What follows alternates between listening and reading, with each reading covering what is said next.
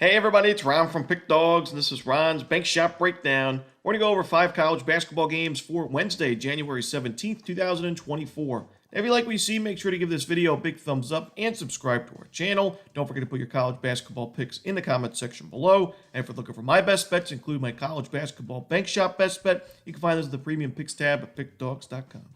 Alrighty, let's get into it. Here are the games for Wednesday in college hoops.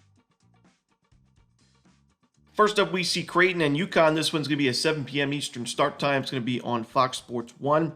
To me, this is a pretty evenly matched ball game, and if that's the case, I usually like to attack the plus money or take the points with the underdog. Even though Creighton is on the road in this game, they played a tough non-conference schedule. There's an experienced roster. I'm not really worried about them on the road with what they did in postseason play last year and the Big East last year.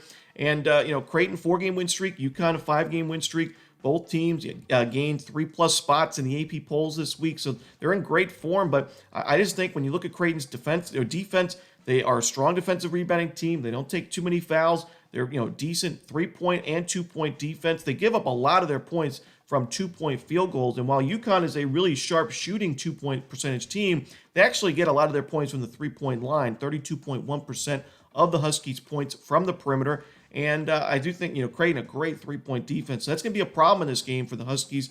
I just think we're going to see a really close game, one that could potentially go to overtime. I think there's value right now backing Creighton and fading UConn. I think they're a little bit overvalued because of that number 1 next to their name in the AP polls. We saw them fail to cover against Georgetown in a game where Supreme Cook had a huge day. I watched that game. Cook had his way in the first half, especially offensively. I worry about that with a really strong Creighton front court led by, Kalkbrenner.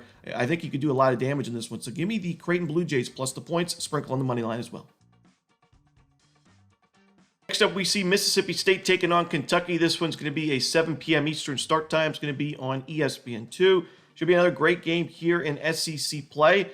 Right now, I personally think Kentucky is a bit overvalued, a bit overrated. When you look at the numbers, yes, this team is scoring the ball like nobody's business. A great shooting team, 8th in the country in 3-point shooting, and they don't turn the ball over much. But when you look at the shot quality, this team is taking a lot of tough shots, and we saw that down the stretch against Texas A&M. Now, granted, that was a road game, and Kentucky's home for this one, but it was a close game late. And Kentucky was taking a lot of bad shots. Now, some of them were falling, but at the end, we saw, they struggled. I think they didn't score a single point in overtime for the first 3 or 3.5 minutes in that one.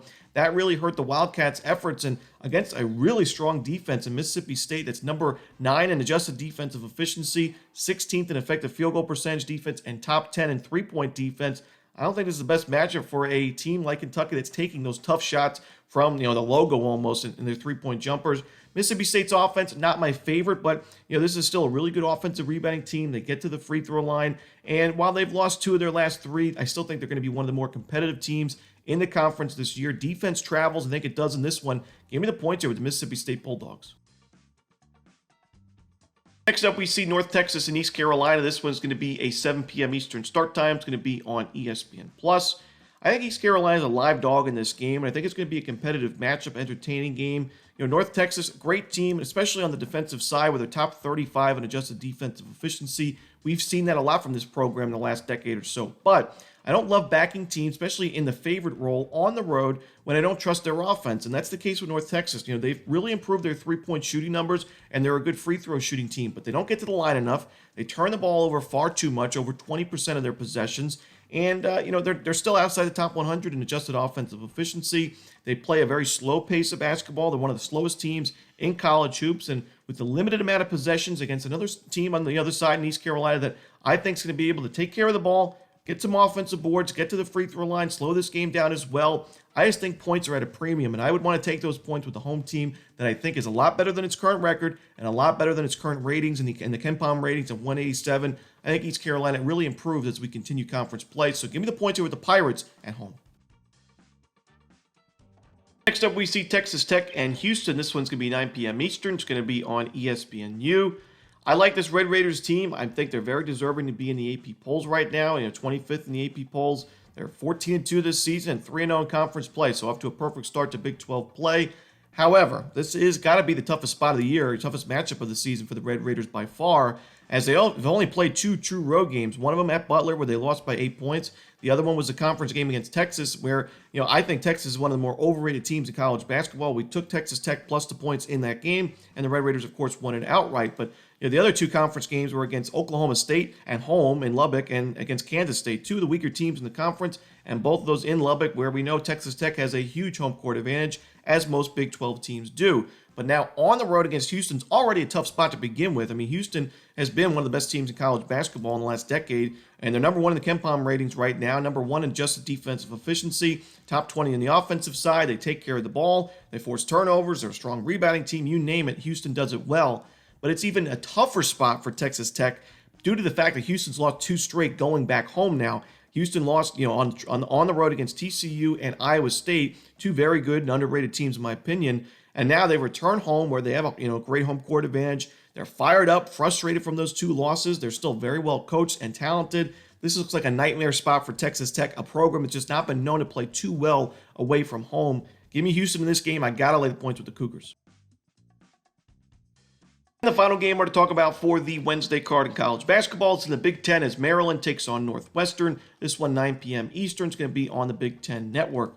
Now, Maryland, I do think, is caught in a bit of a letdown spot after its nice win against Illinois on the road. In its last game, it is really tough to not only win two straight road games in this conference, but especially two upset wins in this conference on the road. And that's what we're going to see Maryland, here as the underdog in this game as well.